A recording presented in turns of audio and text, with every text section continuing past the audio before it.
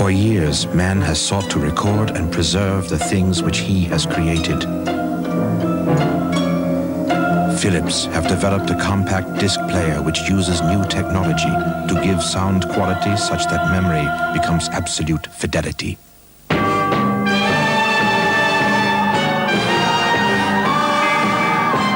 The CD650 from Philips.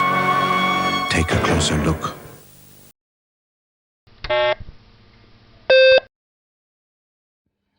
Hi there and welcome back to the channel, and today on the bench is a Philips CD160. This is from about 1983-84, something like that. It's I really like these models. They're really good fun to work on, and this particular one isn't in great shape. It's got some corrosion on the front flap, and it's got some corrosion on the top up here, and it doesn't work. I've powered it up and actually tried it, and it doesn't really work. So today we're going to have a look and see whether we can fix it. As you can see, the actual top, it's got corrosion from where it's actually got damp on the top here. If we turn it round, on the back we've got power. This is the heat sink for the power supply, and we've got analog in and out, left and right, and we've also got digital out and remote. Now some of these didn't have those two parts. It depends on the type here. This is a CD160/5. I think there's like a /1 and a few others, and there's also other variants with different connectors. Yeah, this one is, I've had a part, so all the screws are out. So yeah, it's these perform exceptionally well. They play virtually anything, bad discs and stuff like that. I have history with these. My grandmother bought one back in 1984. It was the first CD player we had in the house. And yes, I used to play, was it Benny Anderson and Bjorn Ulvaeus's Chess, the musical on it. And other things like Dire Straits and God knows what other CDs. And I started building up a small CD collection, even though I didn't own one of these. So I do have a number of these in my stash. This one came in from eBay. Let me just plug it in and let's see what happens. So let's turn on and we get error, which is basically no disc. So if we press the open and close, it might come out. Yeah, sometimes it gets stuck. Here I have the goodies. So this is a compilation of all the goodies music. Why I have it? Well, I like the goodies, but I don't know why I bought it anyway. Let's put it in, and it should read the talk. No, it doesn't. So okay, let's pull the top cover off. There we go. And so yeah, it's a pretty well built machine. It does suffer from bad caps, and also I've had them in the past where these transistors for the tray going in and out can actually blow because it basically overcurrents them, and they pop, especially when this gets all gummy. Let's press play. It's trying to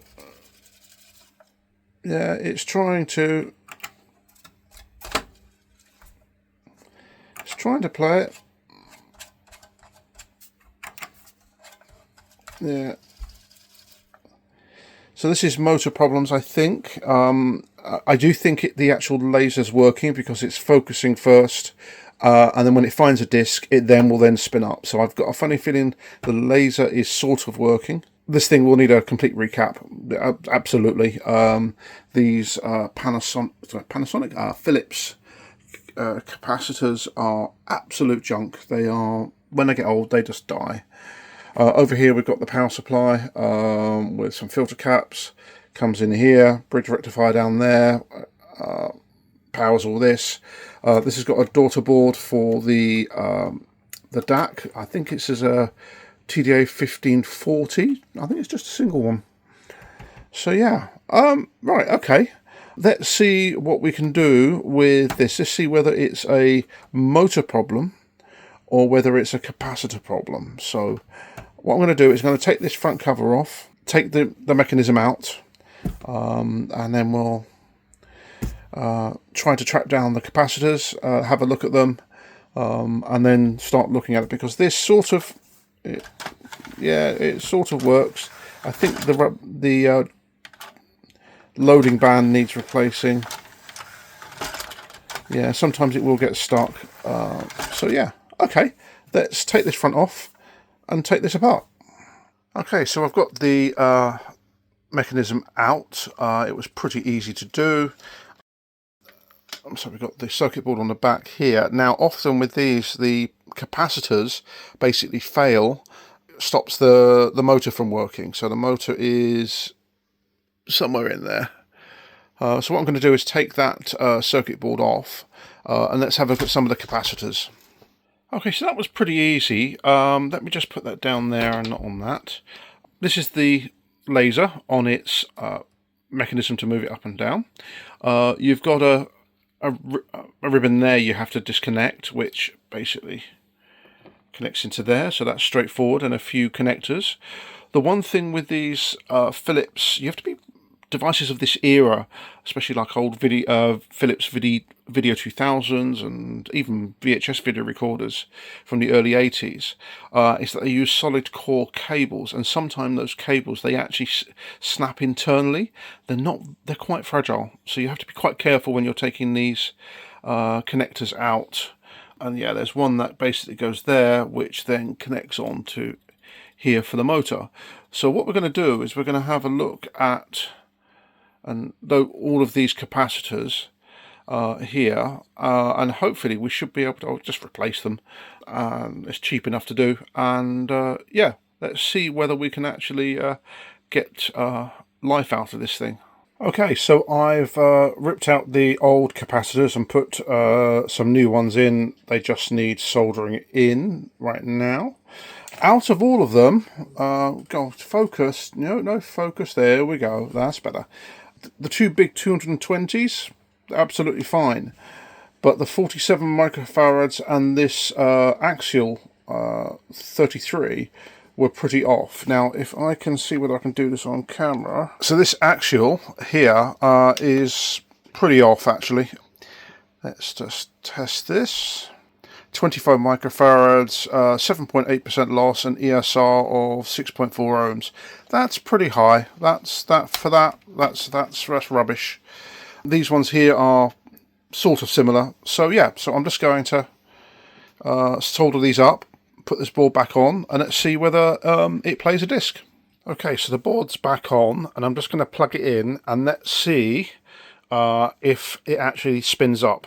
Okay, so power's applied. Let's turn it on.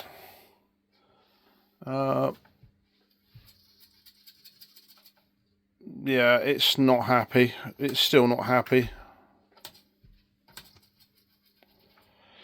I think it might be the motor. The motor might be a little bit stiff. Okay, let me take it apart and get to the motor and put a little bit of oil into the actual motor bearings. Okay, so I've taken the board off, and also I've taken out the motor winding. So again, this is not it's a brushless motor. It's got no brushes. It's just I think that's like a 3-phase little motor. And yeah, there's the actual magnet inside there, and that spins. I don't think it's this. What I think is going on, if I can actually get this right, if I just pull that back like this, it's very difficult to see in this light, but there is actually a brake there which is actually stopping it from moving, and I'm wondering whether the rubber band which actually pulls the drawer back, the band here is too loose, or sorry, there we go, there it's too loose, and it's not pulling back the mechanism and then disengaging the brake. So I'm going to put it back together again. I'm going to change that drive band there, and let's see what happens. Okay, so I've removed the main motherboard from the CD player, and I'm just going to go through, and I'm going to leave the power ones there for now, up there.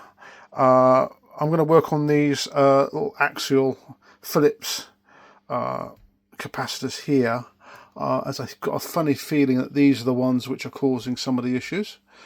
I might replace those, I'm not sure. There's nothing on that board. This is again, that's the main controller chip. It's actually a TDA 1541 in this. So yeah, let's replace all of these axial and let's see whether that helps the spinning of the disc. Okay, so after a little bit of fiddling around, I found some dodgy connections.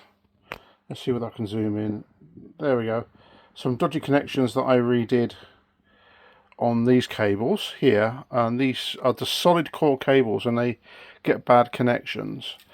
And also up on the main board here, where was it? A few of the connections on this side here just needed to touch up. And where was it? There was a bad solder joint somewhere. I think it was there actually, yeah. I think it was somewhere there. There was it was just a bad solder joint, so I basically just used the heat gun to reflow it a little bit. So okay, if I zoom back out again a little bit, there we go. Let's put this all back together again and see whether it will play something. I'm not going to put the top bracket on, I'm just going to use a bit of blue tack again just to pull it on there. Right, okay, let's get this back together again. Okay, so power's back in. Let's turn on. I've changed discs to a bit of Franz Schubert. As I said, the goodies is an acquired taste, and I thought, well, this might be a little bit better on copywriting. So, okay, let's see whether we get something here. No, we don't. Wonder why. Hold on. Okay, so it was just a connector not connected in properly, so let's try again.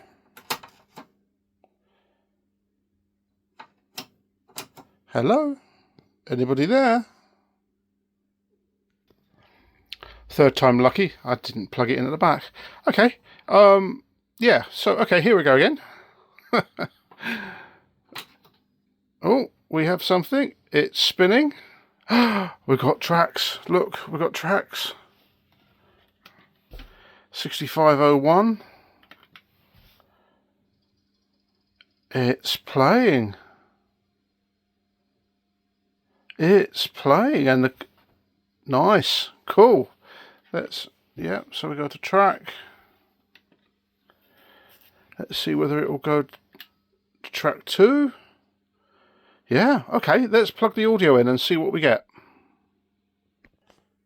Right, audio's there, plugged in. Try. Ooh. Ooh. We have sound.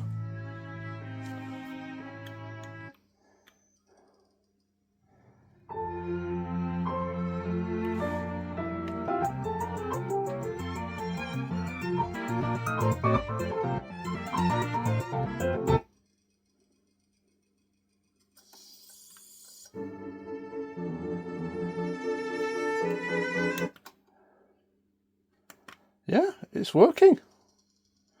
Cool.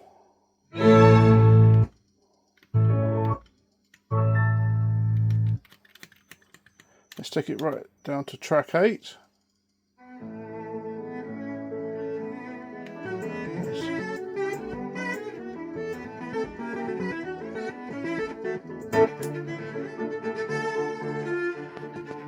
Seems to be working quite nicely.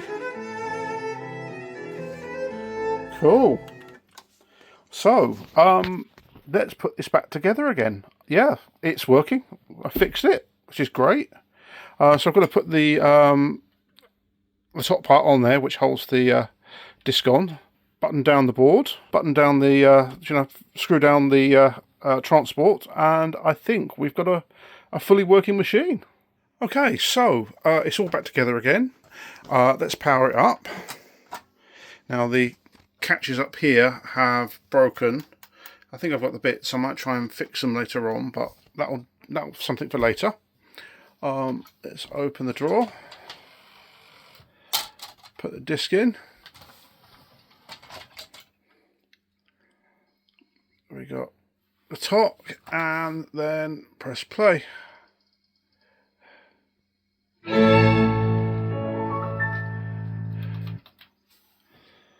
Seems to be working quite nicely.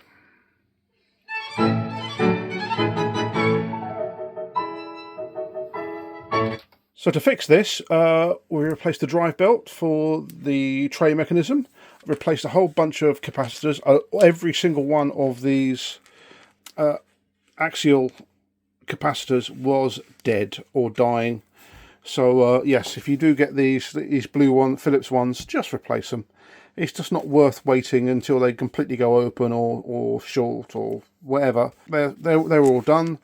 These ones may not have had to be replaced, but I did it anyway. And yeah, we've now got apart from some of the fixes on here for the connector here and also the solder joints on there, we have got a fully working CD player.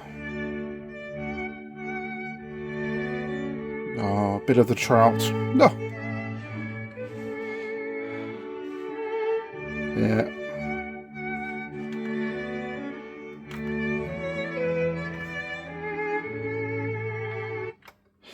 So, right, well, thanks for watching. Please like, share, subscribe.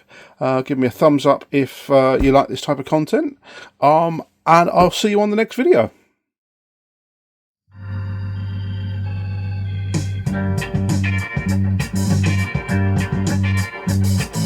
Runs like a tiger, jumps like a deer, and growls like a grizzly bear. 10 sharp toes, a little pink nose, covered all over with fur. A whole lot of cat. Kitten Kong, Kitten Kong, Kitten Kong.